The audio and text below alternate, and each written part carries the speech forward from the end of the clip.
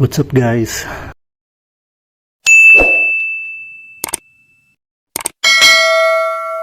It's me, Blackjack, and welcome back sa aking YouTube channel. At kung bago pa lang kayo sa aking YouTube channel ay huwag niyong kalimutan na i-click ang aking subscribe button. Sama niyo rin ang aking bell notification para maging updated kayo sa mga videos na i-upload ko pa. Alright, so yun. After ilang weeks ba?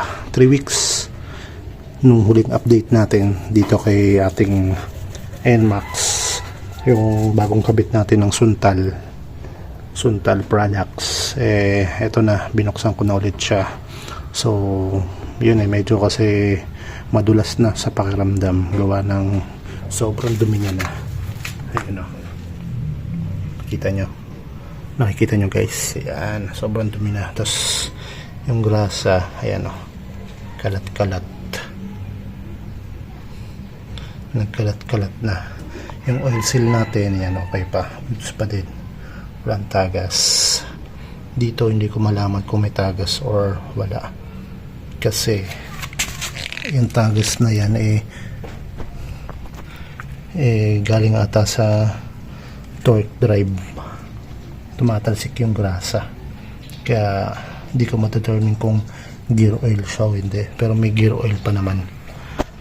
Ayan o, pagka inan ako meron pa so goods pa. So nabaklas ko na siya actually, yan.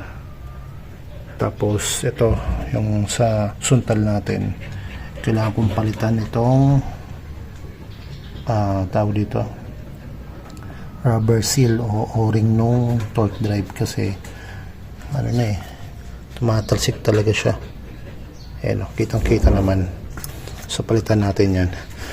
Tapos yung iba, ayan, nilinis ko na. Nauna ko na siyang nilinis. Ayan, nilinis ko, so wala namang dragging, makapit. At ito ang gagamitin natin ngayon, yung aking golden center spring. Ito okay naman, tigas, matigas siya, tie speed pala tatak niya. Pero ito, gamitin natin yung golden center spring natin na JBT. Namiss ko mas matigas pa, mas gusto ko yung mas matigas pa. Alright, so yun, update ko na lang kayo ulit sa magiging anong kalalabasan. So far so good yung ating XKD. Yan, hindi naman lumalim yung mga tama niya. Ayan, hanggang dyan na lang siya. Ayan o. So okay, goods siya. Ay, pag ito baka ma-damage. Ayan, goods ang ating XKD. At ito yung slider piece, kinabit natin after JBT slider piece, matibay pa rin, hindi pa rin nakalog. Ito, hindi rin nakalog to. Ayan o. Yeah, okay, goods pa rin. Ayan o, walang alog, diba? Goods pa. Yung mga ngipin, ayan o, okay pa, buo pa yung mga ngipin niya. Ayan, nilinis ko na rin siya para yellow na ulit. At ang ating Suntal, ayan o, quality. Kapit na yung ating groove. Gamit natin yung stock na velcro na naka-groove. Then sa mga bola, yan, quality pa yung bola, hindi pa palitin, walang kaoblong-oblong, gawa ng ayan, makinis. Pinamakalat mo na naman yung Goods pa, pwede pa. Right, so mamaya na lang. So yun guys, nalinis na natin siya. Yan, tingnan. Yan, malinis na tong ating male torque drive. Yan, lalagyan na natin ng grasa yan. Tapos ito, palitan natin ng tawag dito, o-ring, kasi ito medyo natagas na. Kaya palitan na natin ng o-ring. So meron tayong o-ring dito. Ayan. Binili ko sa online. Hindi siya original pero try natin kung tatagal siya. Alright, so kabit na natin. So natanggalin na natin to. So ito, madali lang naman to tanggalin. So wait lang Alright, so tatanggalin na natin. So ito, gamit lang tayo ng flat screw. Tapos dito, susundutin lang natin ang banda dito sa ilalim ng dahan-dahan lang para hindi masira yung pinakalabi ng ating torque drive female. Tapos sukitin natin pataas. Yan. So yan, tanggal na. Ayan. So yan, tanggal na. So ganun lang kadali siya. So ito siya. So sira na kasi ito tumatagas na yung langis. Yan. Tapos sa ilalim naman, ganun din. Dito, banda dito natin sa ilalim. Ingatan lang natin. Pero mas maganda sa pinakagoma na siya. Pinakagoma. Ayan. Parang yun na yung sirain mo. Tapos saka mo iangat.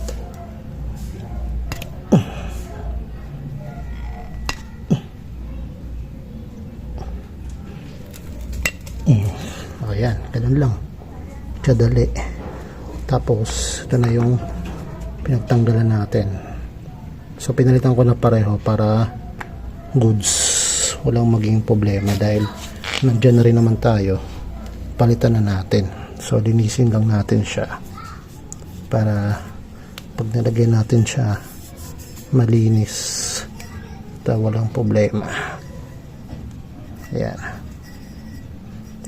Yung mga tawag dito, ito yung o-ring dito sa gilid ng aking torque drive. Ito goods pa kasi kapag hinawakan mo siya malaki pa yung umbok, di pa napaplat at ano pa, lamang pa yung goma kaysa sa bakal. So goods pa siya, pwede pa natin siya magamit. So ayan, pagka malinis na, lagay lang ito yung nabili ko sa Shopee, mura lang siya. So tatry natin kung goods o tatagal kasi yung o-ring naman natin, ayan, ito goods naman tumagal. Ayan, nilinis ko na rin, goods naman tumagal. So kaya yung pinagbilang ko ng o-ring, tatry naman natin siya. Set na siya pagka binili mo, worth 80 pesos. So ito pareho lang naman yan, baliktaran. Sa paglalagay niyan, dapat ito yung makikita nyo sa ibabaw, nasa ibabaw siya, ganun din sa ilalim. Okay, so ayan o, ito yung nasa loob, kumbaga nasa loob siya, nakaganyan. Right, wait lang, ito hindi mo natin gamitin to. So ito, remembrance.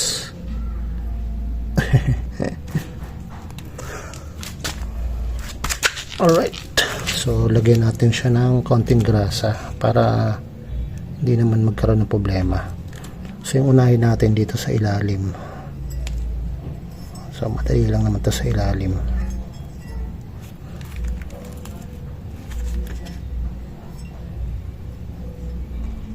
Yan, para hindi kagad masira yung ating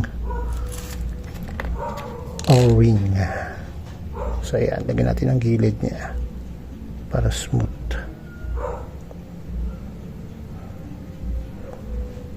Ayan.